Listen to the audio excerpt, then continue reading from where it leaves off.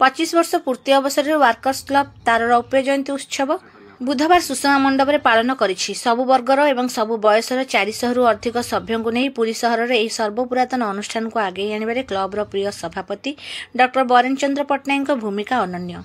तांकरी पौरोहित्य आयोजित रौप्य जयंती उत्सव में मुख्य अतिथि रूपे सौम्यरंजन पट्टनायक, मुख्य वक्ता रूपे डॉक्टर सत्यकाम मिश्र, सम्मानित अतिथि रूपे जुगव्रत कर, उमावल्लभ महापात्र और डॉक्टर वामदेव महांती प्रमुख जोगदे सुस्थ जीवन पर दैनंदिन चलवा पर आलोकपात करथिले।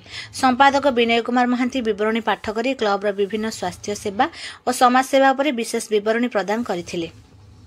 क्लबर सभापति स्वर्गत पत्नी समाजसेवी गीतांजलि पट्टनायक स्मृति में विद्यालय छात्र छात्री मानक नहीं आयोजित होता प्रतियोगितार कृति प्रतियोगी मानक पुरस्कार प्रदान करा जायथिला। एही अवसर में क्लबर स्मरणिका पथचारी उन्मोचित करा जायथिला। क्लबर उपदेष्टा राधाकांत दास अतिथि परिचय प्रदान करथिले।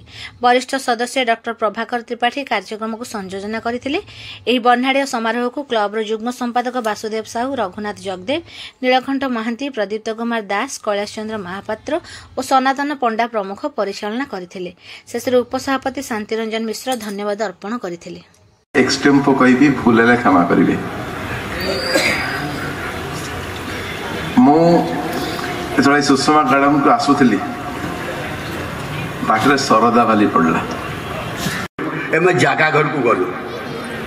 जागा घर कौन थिला आजिकाली जो अछि डम्बेल बा बारबेल से सब जिनिस नथिला। चक्की तो नाच नृत्यर कार्यक्रम आयोजन करथिलु। ए कार्यक्रम में पुरी सहर विभिन्न विद्यालय शताधिक छात्र छात्री